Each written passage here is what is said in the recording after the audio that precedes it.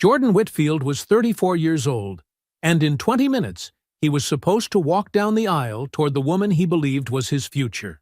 He had paid $40,000 for this wedding himself. He had added her name to his investment property deed 3 days earlier. He had built everything he owned from nothing. A working-class kid from Memphis who became a named architect in Atlanta through discipline alone. He thought he had finally chosen right.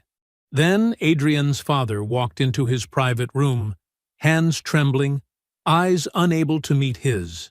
Douglas Calloway was a man who looked like he hadn't slept in weeks. He poured a glass of water, drank it slowly, and said 7 words so quietly, Jordan almost missed them. "Leave my daughter before it's too late." Then he walked out before Jordan could speak. Jordan stood alone in that room, in his wedding suit, with 200 guests waiting on the other side of a door. And something shifted behind his eyes. What Jordan Whitfield did next would cost Adrian everything she had spent 3 years carefully planning. Before we jump into the story, comment where in the world you are watching from and subscribe, because tomorrow's story is one you need to hear. Jordan Whitfield stood in his home office, morning light streaming through floor-to-ceiling windows onto the drafting table where blueprints lay carefully arranged. His fingers traced the clean lines of his latest project, a community center that would serve South Atlanta. Even on his wedding day, he couldn't resist reviewing the work that had defined his life for so long. The suit hanging on his closet door caught his eye. Italian wool in deep charcoal, perfectly tailored. A far cry from the second-hand clothes he'd worn growing up in Memphis, where his mother had stretched every dollar to keep food on the table and dreams alive in her only child's heart. He remembered those early mornings at the kitchen table, mechanical pencil in hand, sketching building designs while his mother got ready for her hospital shift. "Baby," she'd say, adjusting her nurse's uniform, "them drawings gonna take you somewhere if you stay focused." She'd been right. The scholarship to Georgia Tech's architecture program had been his ticket out. While other students went to parties, Jordan spent countless nights in the studio, perfecting every line, every calculation. Now, at 34, he was on track to make partner at one of Atlanta's most prestigious firms. The drafting table in his mother's kitchen felt like another lifetime. His phone buzzed. Cynthia Park, his business partner and closest friend. Her name on the screen made him smile. "The suit better be on already," she said when he answered. "I'm not dealing with a late groom." "Still got 3 hours," Jordan replied, glancing at his watch. "Everything set at the venue?" "Perfect as it should be for what you're paying." There was a pause. "You know, for all that Marietta money, the Callaways sure let you handle a lot of the costs." Jordan moved to the window, looking out over the Atlanta skyline. Adrian's family had some setbacks recently. Besides, I wanted things done right. Cynthia's tone carried a weight he chose not to examine. "Just make sure she loves you for you, Jordan, not what you built." He laughed, pushing away the slight discomfort her words stirred. "Always looking out for me, aren't you?" "Someone has to. You're too busy looking out for everyone else." After hanging up, Jordan's eyes fell on the property deed sitting on his desk. Adrian had been insistent about having her name added before the wedding, practically urgent about it. He'd agreed, telling himself it was a gesture of trust, of commitment. Still, something about the conversation had left him uneasy. He shook off the thought, focusing instead on the day ahead. The venue was an historic estate outside Atlanta, all marble columns and manicured gardens. 200 guests would witness him marrying the woman who'd walked into his life 3 years ago at a charity auction, captivating him with her warmth and grace. The drive to the venue was quiet, Jordan's mind drifting between present and past. He thought about Aunt Bertie, who'd helped raise him back in Memphis, who'd be sitting front row today. "A man builds his life brick by brick," she always said. "Make sure each one's solid before you lay the next." At the venue, the coordinator whisked him to a private room for final preparation. Everything was proceeding exactly as planned. The flowers, the music, the timing. Jordan adjusted his bow tie in the mirror, studying his reflection. The man looking back at him had earned every step that led to this moment. 20 minutes before the ceremony, a knock at the door broke his reverie. Douglas Calloway entered, his usual confident bearing notably absent. Jordan had always respected Adrian's father, a man who carried himself with the kind of dignity that came from old Atlanta roots. But this Douglas was different. His hands trembled as he poured himself a glass of water from the crystal decanter on the side table. He wouldn't meet Jordan's eyes. "Everything all right, sir?" Jordan asked, concern creeping into his voice. Douglas took a long drink, then set the glass down with deliberate care. When he finally spoke, his voice was barely above a whisper, each word seeming to cost him physically. "Son, leave my daughter before it's too late." The words hung in the air like smoke. "I'm not supposed to say this, but I can't watch you walk in there." Before Jordan could process the words, before he could form a response, Douglas turned and walked out, leaving only the echo of his warning and the faint scent of bourbon in the air. Jordan stood perfectly still, his architect's mind already beginning to assemble pieces he hadn't known were connected. The property deed, the wedding costs, Cynthia's careful words, and now this, a father's broken whisper. Jordan stood motionless in the private room, Douglas's warning hanging in the air like a physical weight.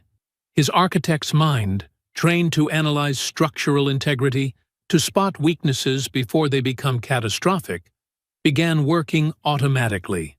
The deed transfer, the rushed timeline, the family's financial pressure. Each piece clicked into place with devastating precision. He looked at his reflection in the mirror, adjusting his bow tie with steady hands.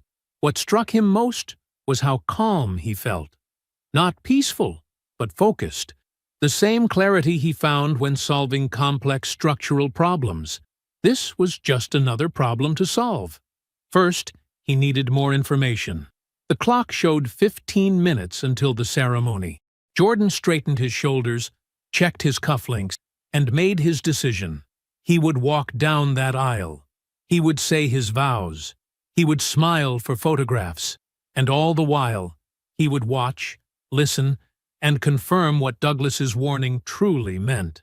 Walking to the altar felt like moving through water, everything slightly distorted, but crystal clear. Adrienne appeared at the end of the aisle, resplendent in white, and Jordan studied her with new eyes. Her smile was perfect, practiced. He wondered how many times she'd rehearsed this moment, this performance. He smiled back just as perfectly. "I do," he said when the time came, his voice steady and warm. The guests saw exactly what they expected to see. A man in love, overcome with joy. Only Cynthia, standing with the other guests, noticed something different in his eyes. When their gazes met briefly, he saw the question in hers. He filed that away too. The reception unfolded like a carefully choreographed dance, and Jordan played his part flawlessly. He gave a heartfelt toast that made Adrienne tear up. He laughed at the best man's jokes. He danced with his new wife, holding her close as the photographer captured their first dance. During that dance, he caught Cynthia watching them.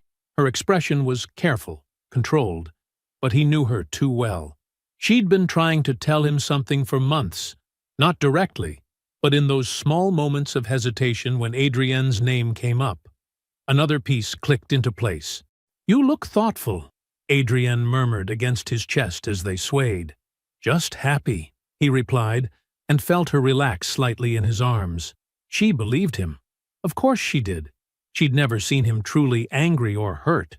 He'd always been the steady one, the patient one. Patient money, perhaps? The thought crystallized something in him.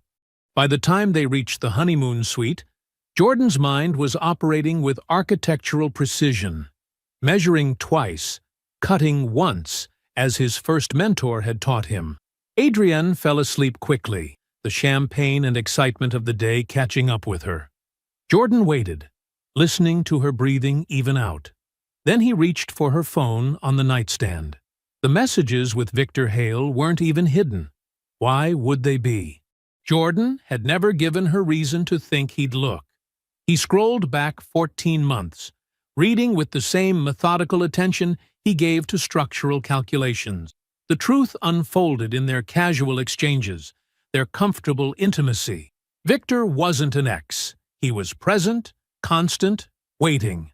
Their plan emerged in pieces: target a man with assets, establish joint property ownership, engineer a separation, extract maximum value. They'd selected him specifically for his stability, his success, his trusting nature. Patient money, Adrian had written 3 months ago. He's so focused on building things, he never looks too closely at what's happening around him. Mom says that's exactly the type we need. Victor's response: 2 years max. Then you're free, we're set, and your family's problems are solved. He'll never see it coming. Jordan read every message twice, committing key details to memory: dates, times, specific mentions of the property deed, references to future plans. His mind catalogued it all with professional detachment. When he was done, he placed the phone back exactly as he'd found it. He lay down beside his sleeping wife, the woman who'd spent 3 years constructing an elaborate facade, and stared at the ceiling, his body completely still. He thought about Douglas's whispered warning, too late and too weak to be true conscience. He thought about Cynthia's careful attempts to make him look closer. He thought about the deed transfer, sitting in his office like the first crack in a foundation. Most of all, he thought about building. Everything in his life he'd built from scratch: his education, his career, his home. He'd learned early that proper construction required planning, patience, and precise execution. Now, in the dark of his wedding night, Jordan began to build something new. Not a life with Adrian, but a response to what she'd done. Like every project, he would start with the foundation. The Aruba air hit them like a warm embrace as they stepped off the plane. Jordan carried their bags through the open-air terminal, watching Adrienne's face light up at the turquoise waters visible beyond the palm trees. She squeezed his arm, and he smiled down at her with practiced ease. "I can't believe we're finally here," she said, her excitement genuine. That was the thing about Adrienne. Her joy wasn't fake, just selective. Like an actress who enjoyed her role while remembering it was still a performance. Their oceanfront suite at the Ritz-Carlton featured floor-to-ceiling windows and a private balcony. While Adrian unpacked, Jordan ordered champagne from room service. He'd planned this honeymoon 6 months ago, paid for every detail. Now each carefully chosen luxury felt like props in a stage play. "You think of everything," Adrian said when the champagne arrived, curling up next to him on the balcony.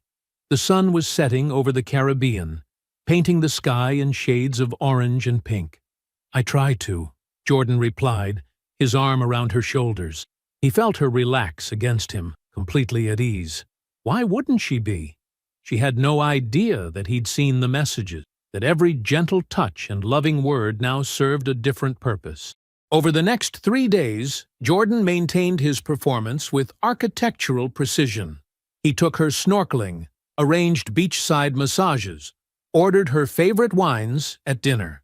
Between activities, he asked the kinds of questions any newlywed might ask about their future together. "Your parents seemed stressed at the wedding," he mentioned casually over breakfast their second morning. "Everything okay?" Adrian stirred her coffee, and Jordan watched the slight shift in her expression, concern layered over calculation. "Actually, I've been meaning to talk to you about that. Mom's been struggling with some financial stuff. The family home needs major repairs, and there are some other issues." She trailed off, letting the silence do its work. Jordan nodded encouragingly, playing his role perfectly. "She'll probably ask to borrow about $80,000 from us," Adrian continued, watching his reaction carefully, "just until they can refinance some things. Would that be okay?" Jordan reached across the table and took her hand. "Of course we'll help family," he said warmly. We're all in this together now. The relief in her smile told him everything. This was exactly the response she'd hoped for. The first step in their planned extraction. He wondered if she was texting Victor about it later, celebrating this small victory. Each night after Adrienne fell asleep, Jordan went to the hotel gym. The space was usually empty at midnight, just him and the steady hum of treadmills. On their third night, he finally made the call he'd been preparing for. Cynthia answered on the second ring, despite the late hour. "Jordan, everything okay?" He started the treadmill, letting the rhythm of his feet ground him. "I need to tell you something, and I need you to just listen first." For the next 20 minutes, he laid it out methodically. Douglas's warning, the messages, Victor, the scheme. His voice remained steady, factual, like he was walking her through construction specifications. The silence that followed was heavy. Finally, Cynthia spoke. "Jordan, I knew something was wrong. The way she'd dodged certain questions, how her stories never quite lined up." "I know," he cut in. "I should have listened. But don't let that matter right now." Another pause. "What do you need?" "Two things. First, I need everything you can find on Victor Hale. Business records, past relationships, patterns. Second, contact Marion at the real estate firm. Tell her we need to review the deed transfer documentation. Say it's for tax purposes." "Consider it done," Cynthia replied. No hesitation. This was why they'd been friends for so long. She understood action over emotion. The remaining days of the honeymoon unfolded like a carefully choreographed dance. Adrienne lounged by the pool, completely relaxed in her seeming victory. Jordan played the attentive husband, while his mind worked on foundation plans for what would come next. On their last morning, they packed unhurriedly. Adrienne chatted about dinner plans with her parents that weekend, already laying groundwork for the loan request. Jordan helped her zip her suitcase, his touches gentle, his smile warm. At the airport, they boarded their flight back to Atlanta. Adrienne took the aisle seat, flipping through a magazine. Jordan sat by the window, watching the island paradise recede below them. His reflection in the glass looked exactly as it always did, calm, steady, patient. Only now, that patience had a purpose. The Atlanta heat hit them like a wall after the island breeze. Their house, Jordan's house, stood quiet and familiar as they pulled into the driveway. Adrienne immediately started unpacking, hanging her clothes in the master closet while talking about paint samples and curtain fabrics. "I'm thinking a soft sage for the living room," she said, running her hand along the current cream-colored walls, "something to bring the outside in." She was already making the space hers, exactly as planned. Jordan nodded, watching her mark her territory. "Whatever you think works best," he said, his voice warm and accommodating. He'd built this house from careful planning and years of savings. Now he watched her stake her claim, knowing it was temporary. Over the next few days, Adrienne filled their home with interior design catalogs and fabric swatches. She scheduled painters and window treatment consultants. Jordan maintained his routine. Early mornings at the firm, focused work days, evening returns to a house slowly transforming under someone else's vision. Tuesday morning, a week after their return, Cynthia appeared in his office doorway. "Got a minute?" Her expression was controlled, professional. Jordan nodded, and she closed the door behind her. She placed a thick manila folder on his desk. "Everything's here. You'll want to sit down for this." Jordan opened the folder and began reading methodically. Victor Hale's contracting business showed modest success, but his pattern emerged clearly in the documentation. Two women, Rachel Martinez in 2018 and Samantha Cooper in 2020, had married wealthy men, only to divorce within 3 years. Victor appeared in the background of both situations, maintaining connections throughout. "The P.O. box was the first red flag," Cynthia said quietly. "They've shared it since 2021, 8 months before you met her." Jordan's hands remained steady as he turned pages. The LLC documentation hit harder. Callaway and Hale Ventures, incorporated in January 2021. Adrian and Victor, listed as co-founders. 8 months before the charity event where she'd accidentally bumped into Jordan, spilling her drink on his suit. But here's what sealed it, Cynthia continued, pulling out a statement from a woman named Felicia Davidson. She used to date Marcus from Adrian's friend group.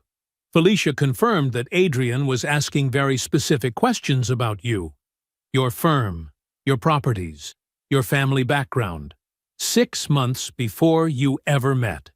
Jordan read Felicia's statement twice. The charity event had been engineered. The spilled drink, her embarrassed apology, the coffee date to replace his suit. All of it carefully orchestrated. The LLC wasn't dormant either, Cynthia added. There were wire transfers. I'm still tracing those. Jordan closed the folder carefully. Thank you, he said, his voice level. I need to process this. He spent the day focused on work with laser precision. The community-centered designs needed refinement. The youth spaces needed better flow, more natural light. He adjusted sight lines, modified ceiling heights, perfected every detail. At lunch, he ate at his desk, reviewing contractor bids. Evening found him in his home office, the house quiet, while Adrian attended a girls' night that probably included Victor. Jordan picked up his phone and called the one person who'd always seen through pretense. Auntie, he said when Aunt Bertie answered, I need your wisdom. He told her everything, the wedding day warning, the messages, Cynthia's findings. Aunt Bertie listened without interrupting. When he finished, silence filled the line for several long moments. You got 2 choices here, she finally said. You can burn it all down fast and hot, let the anger drive you. Or you can do it clean, surgical, precise, no mess left behind when it's done. What would you do? Jordan asked. Baby, I'd do it clean, Aunt Bertie replied. So when it's done, you can stand up straight. Anger leaves marks on the soul. Strategy just leaves lessons learned. Jordan nodded, though she couldn't see him. I hear you, Auntie. I know you do. You always were the kind to think before you move. Don't stop now. After hanging up, Jordan sat at his desk for exactly 5 minutes, letting Aunt Bertie's words settle into his bones. Then he picked up his phone again and dialed the number Cynthia had given him earlier. Patricia Osie's office, a crisp voice answered. This is Jordan Whitfield. I need a confidential consultation with Ms. Osie tomorrow morning if possible. It's regarding a sensitive family law matter. The assistant scheduled him for 8 a.m. Jordan wrote the appointment in his calendar with the same steady hand he used for architectural notations. Then he went upstairs to sleep beside his wife, who would never see him coming. Patricia Osie's office occupied the 10th floor of a sleek Buckhead high-rise. Jordan arrived 15 minutes early, dressed in his usual tailored suit. The receptionist led him to a corner office with floor-to-ceiling windows, where Patricia, a sharp-featured woman in her 50s, stood to greet him. Mr. Whitfield, she said, extending her hand. Cynthia spoke highly of you. Thank you for seeing me so quickly. Jordan took a seat, placing his leather portfolio on the polished desk between them. Patricia settled into her chair, folding her hands. Tell me what we're dealing with. For the next 20 minutes, Jordan laid out the situation with architectural precision. The marriage, the discovery, Cynthia's findings, the LLC, the pattern with Victor. He didn't inflate or emotionalize. He presented facts. Patricia took notes, her expression neutral. When Jordan finished, she looked up. First, let's map your exposure. The investment property deed transfer is our primary vulnerability. When was it executed? 3 weeks before the wedding. Recent enough to challenge on grounds of administrative error or misrepresentation. We'll file a correction immediately. She made another note. Your primary residence? Solely in my name. Never added her. Retirement accounts? The same. Patricia nodded approvingly. Smart.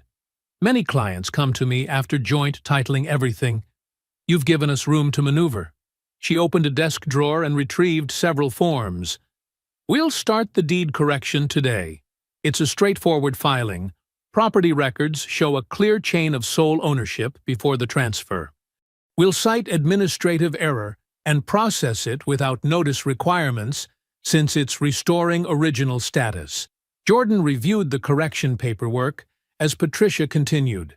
Now, before any confrontational moves, we need to create a documented paper trail. Every interaction, every financial decision needs to support our position that you acted in good faith while others demonstrated pattern and intent. Her mother is about to request an $80,000 loan, Jordan said.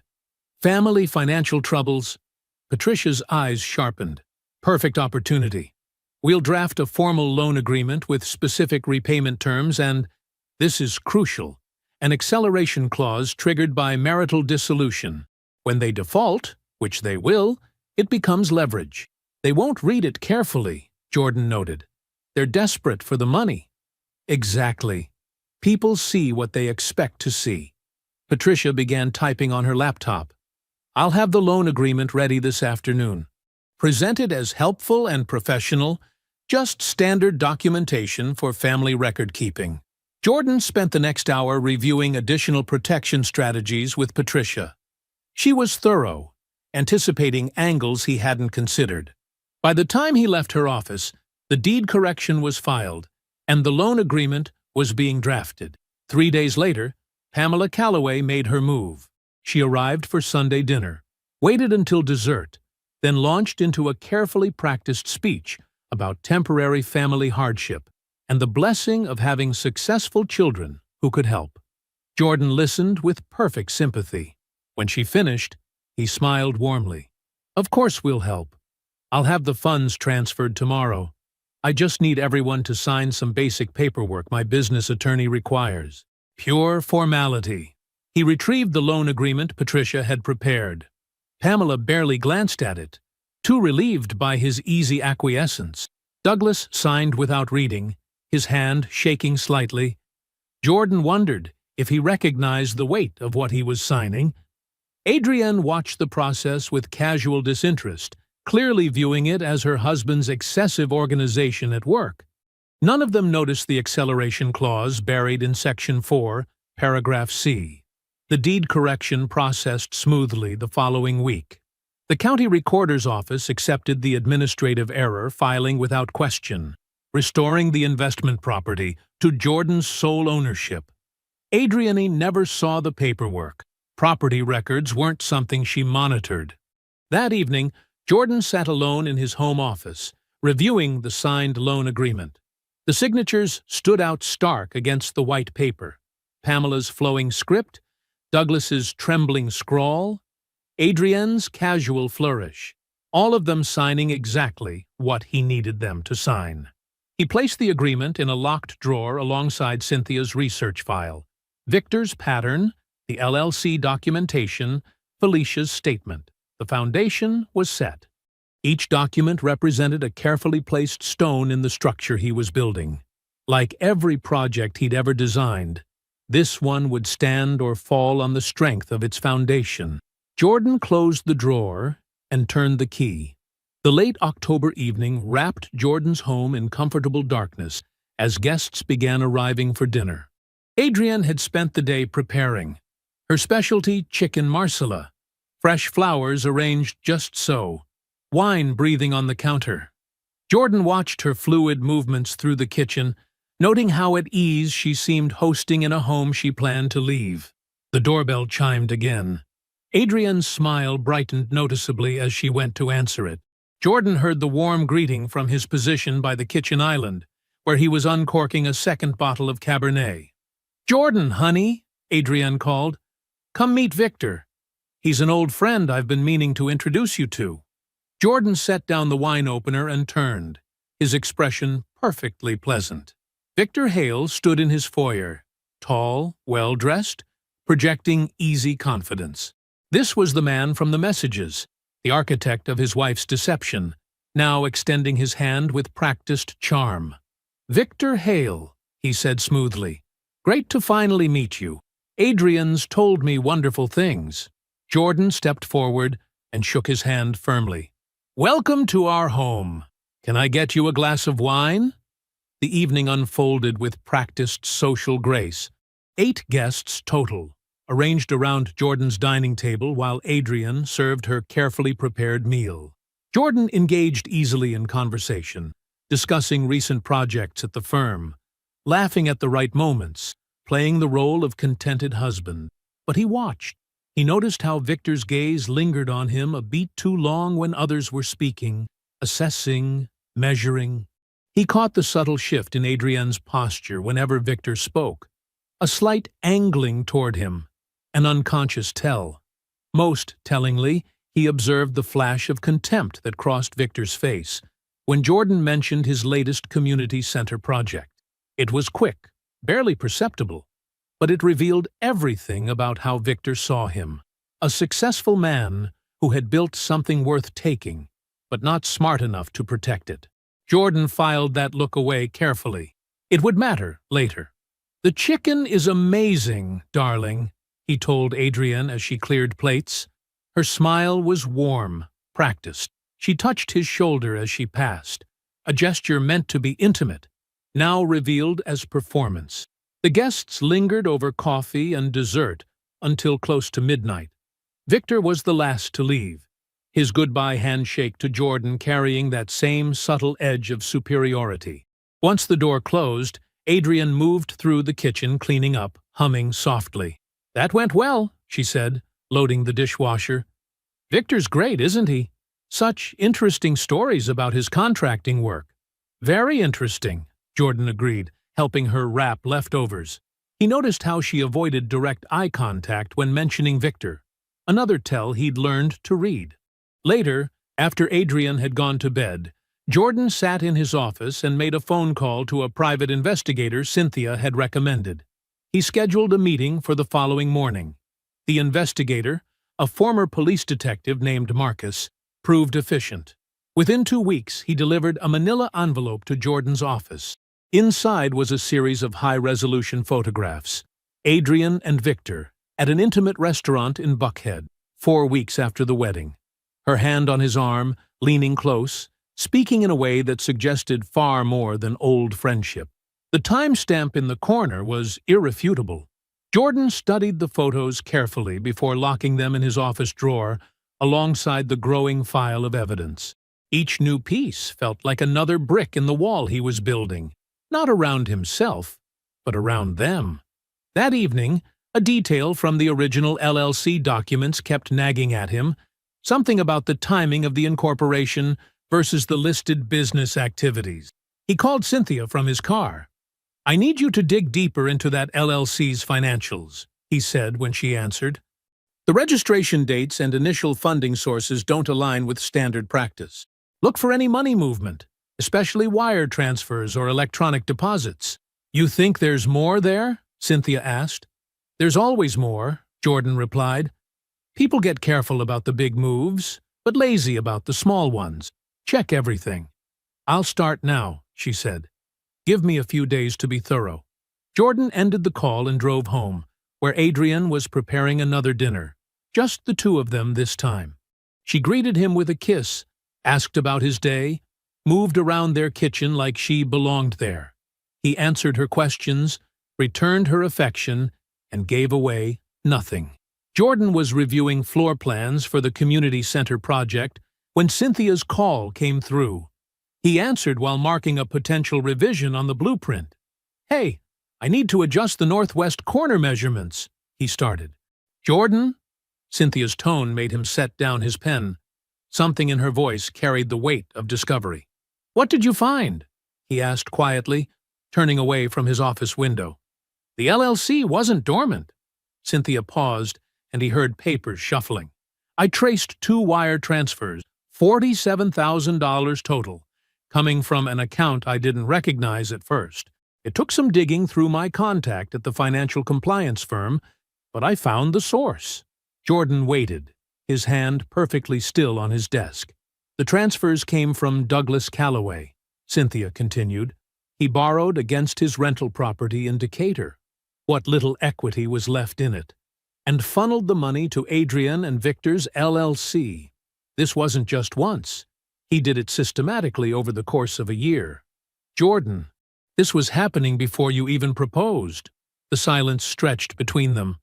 Jordan processed each detail with architectural precision, fitting new information into the existing structure of what he knew. When was the first transfer? He asked finally. 14 months before the wedding, Cynthia replied. The second one came through 3 months later. Both went directly into the LLC account. Jordan thought about Douglas's face in that hotel room, the trembling hands, the whispered warning that came far too late and far too small. He wasn't trying to protect me, Jordan said, more to himself than to Cynthia. He was protecting himself. Jordan, I'm sorry. I know you thought maybe he was— Don't be sorry, Jordan cut in, his voice level. Just be thorough. Send me everything you found. Every transaction, every date, every document. Already done. Check your secure email. After ending the call, Jordan sat motionless at his desk.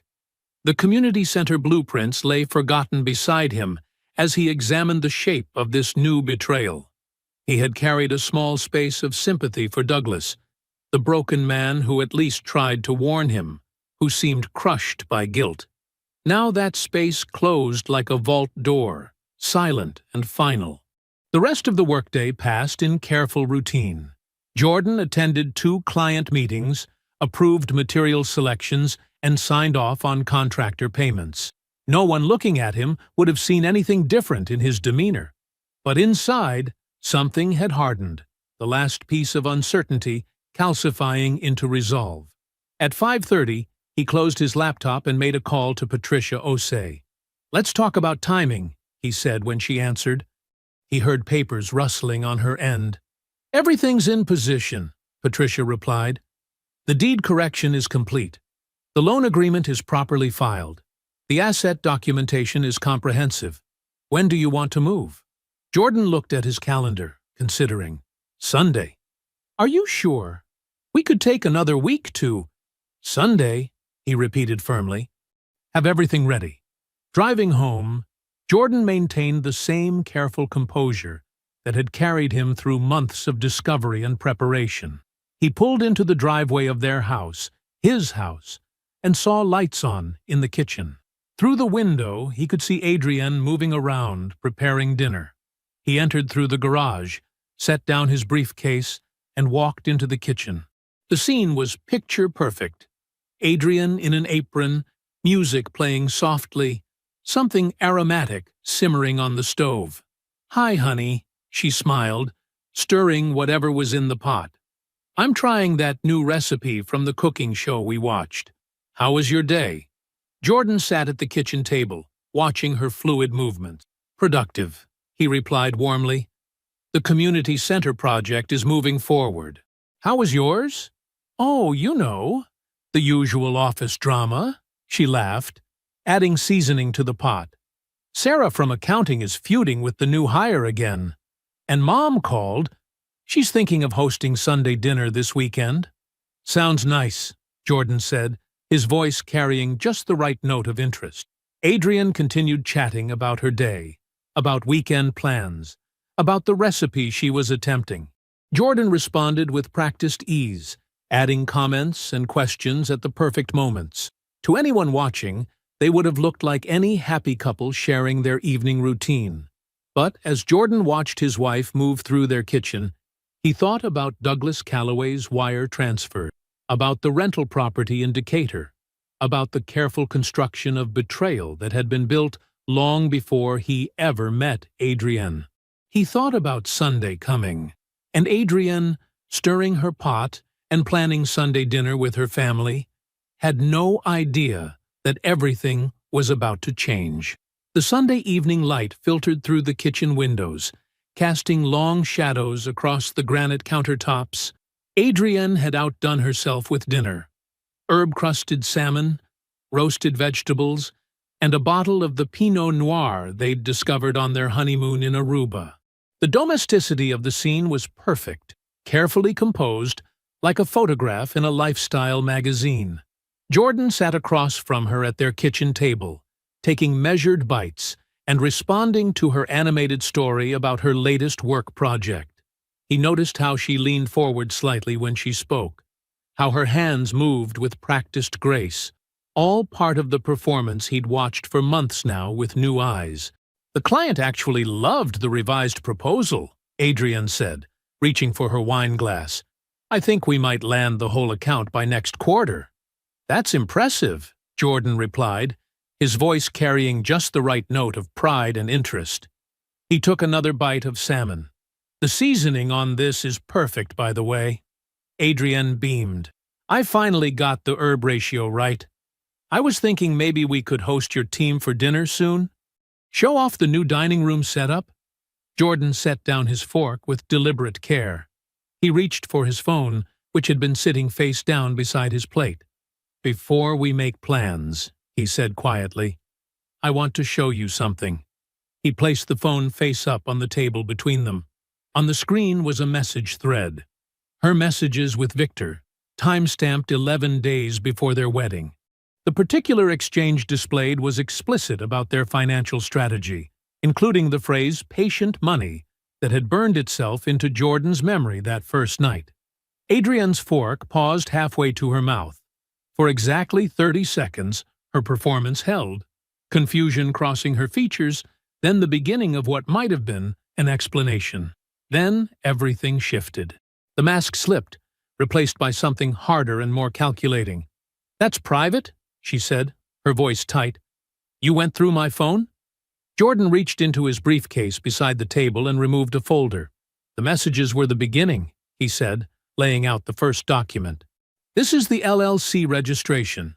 You and Victor, 8 months before we met. That was an old business venture. These are the wire transfers from your father," Jordan continued, placing another document beside the first. $47,000, borrowed against his rental property in Decatur, sent to the LLC while we were dating. Adrienne's fingers gripped her wine glass.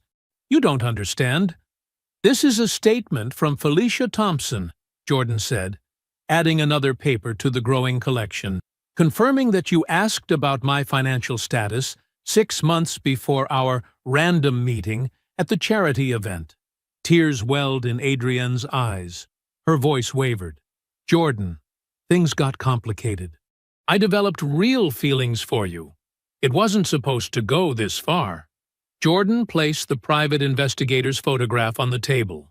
Adrienne and Victor at Watershed Restaurant, 4 weeks after the wedding, his hand on her lower back, as they entered through the side door. "The feelings look complicated," Jordan observed mildly. Adrienne's tears spilled over, but her eyes had turned calculating. "You'll regret this," she said, voice hardening. "I'm entitled to half of everything, the investment property alone." "The deed transfer was corrected last month," Jordan cut in, his voice remaining level. "Administrative error in the original filing. Your name is no longer on it." "That's not legal." "Patricia O.C., my attorney, confirms that it is." Jordan's tone remained conversational. "She's been working on this for months. The loan agreement your parents signed is now in default. The acceleration clause triggered by marital dissolution requires full repayment within 60 days. He slid the final document across the table. The divorce petition, already bearing his signature. Adrienne stared at the papers surrounding her, each one a carefully constructed piece of the trap she hadn't seen coming.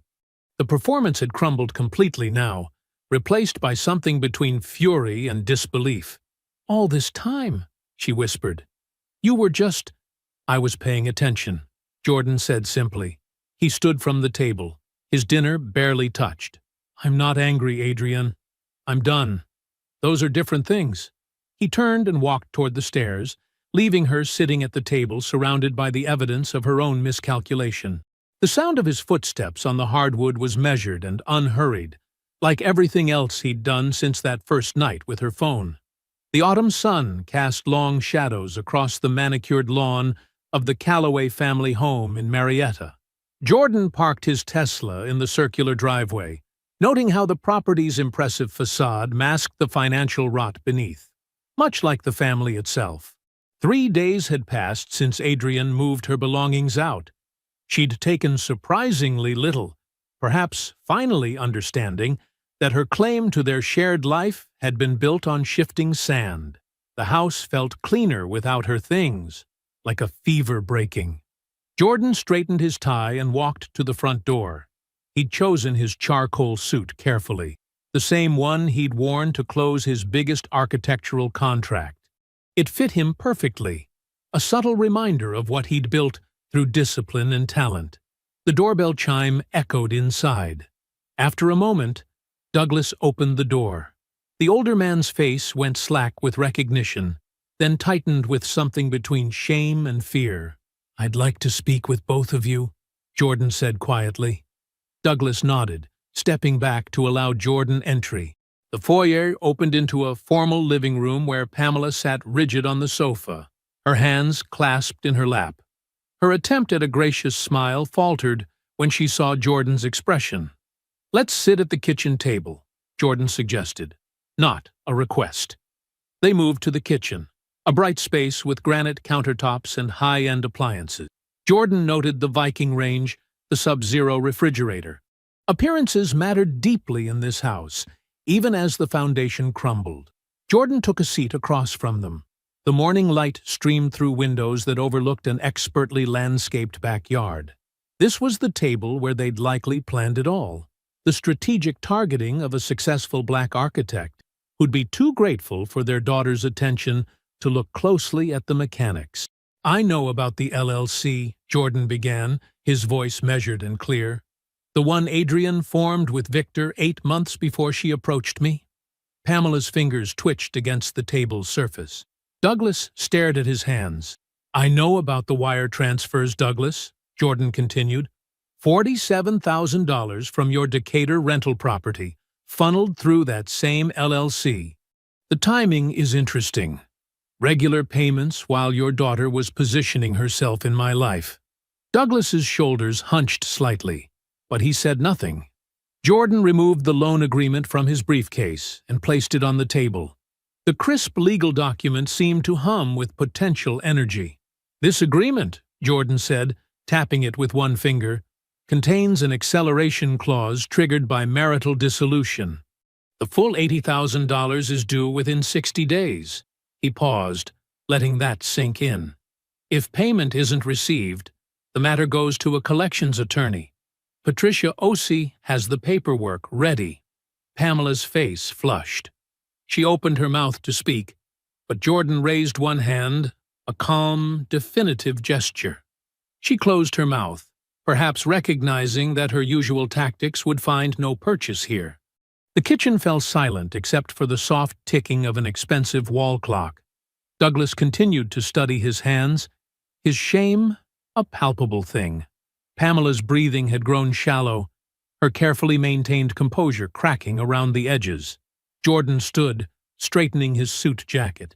He'd said what needed saying about the money, but there was one more thing, not about the legal consequences, but about the weight they'd have to carry.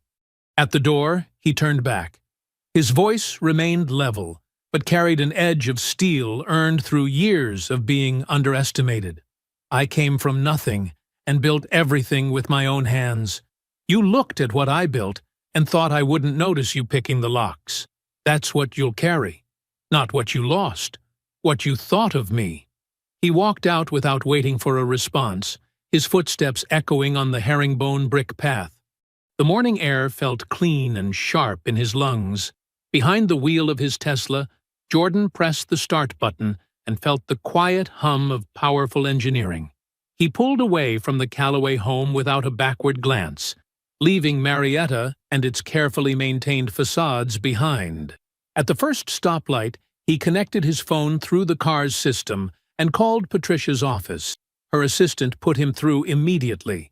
"Patricia Osei, it's Jordan. You're authorized to proceed with collections if they miss the 60-day window." "Understood. I'll have the team ready." Jordan ended the call as the light turned green. He accelerated smoothly, heading back toward Atlanta and everything he'd built. The Atlanta Tech Center buzzed with energy as professionals networked over cocktails and passed hors d'oeuvres. Jordan moved through the crowd with easy confidence, stopping occasionally to chat with colleagues and potential clients. His firm had just won the bid for a major development project, and several people wanted to discuss the details. He was speaking with a commercial developer when he felt a shift in the room's energy. Victor Hale had arrived, working the crowd with the smooth charm of someone who believed deeply in his own immunity. Jordan continued his conversation, knowing it was only a matter of time before Victor made his move. 20 minutes later, it happened. Jordan was at the bar getting a club soda when Victor materialized beside him, ordering a Scotch neat with the casual air of someone who belonged exactly where he was. "Jordan Whitfield," Victor said, his smile practiced and sharp. "Been a while." Jordan turned slightly, his expression neutral. "Victor, heard about your firm's success," Victor continued, clearly enjoying himself. "Must be satisfying, focusing on work without distractions." The bartender delivered their drinks. Jordan took a slow sip of his club soda, letting Victor fill the silence. "Speaking of distractions," Victor said, his voice dropping conspiratorially, "Adrienne and I have been reconnecting, getting back to where we should have been all along." He watched Jordan's face carefully, hungry for any sign of pain or jealousy. Jordan set his glass down deliberately. "That's nice." Victor's smile flickered at Jordan's calm. He pressed harder. "She tells me the divorce terms weren't quite what she hoped for. Shame how these things work out sometimes. Is that what brings you over here, Victor? Sharing relationship updates? Just making conversation. We're all professionals here." Victor's tone dripped with false sincerity. Jordan turned to face him fully now. "Actually, I'm glad you came over. There's something you should know." His voice remained quiet, measured. "I've spoken with both women. The ones before, Adrienne." The change in Victor's expression was subtle, but unmistakable. A tightening around the eyes, a slight tension in his jaw. One of them in particular, Tressa from Buckhead. She's quite thorough. Being an accountant, she documented everything. The targeted introduction, the financial manipulation, the $60,000 you extracted. Jordan took another sip of his club soda. "She's been waiting for something specific." Victor's knuckles whitened around his Scotch glass. "Waiting for what?" "A pattern," Jordan said simply. "Her attorney advised her that 2 incidents could be dismissed as coincidence. But 3? He shook his head.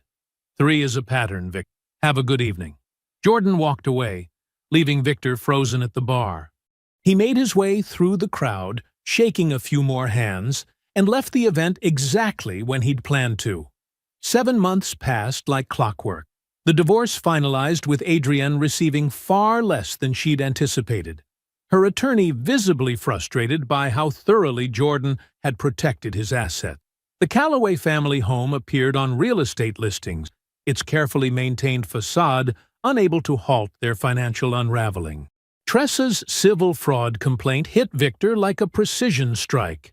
The documentation was meticulous, the pattern clear, the legal strategy refined through years of preparation. Other women came forward. Victor's carefully constructed world began to crack. 2 years flowed by. Jordan's firm thrived, his reputation for excellence and integrity drawing high-profile clients. The groundbreaking ceremony for his affordable housing development in southwest Atlanta marked a personal triumph. 200 families would build their futures there, each home a testament to what could be built from honest foundation. His personal life settled into something real and unguarded. The woman he was dating asked him once, over dinner at a small Italian place, what he wanted from life. He told her the truth, about building things that last, about integrity as a practice, about the difference between success and worth. She didn't flinch or perform understanding. She simply nodded and asked better questions. One evening, driving home from a client meeting, Jordan found himself on a familiar street in Marietta. He didn't slow down. The memory of Douglas's shaking hands in that hotel room surfaced briefly. The whispered warning that came too late and too small. I left, Douglas, he thought, hands steady on the wheel. Just not the way you meant. The street disappeared in his rearview mirror as he drove on. Forward, clean, and free. I hope you enjoyed that one. Be sure to like the video and subscribe so you don't miss the next story. I've picked out 2 more for you that I think you'll really like.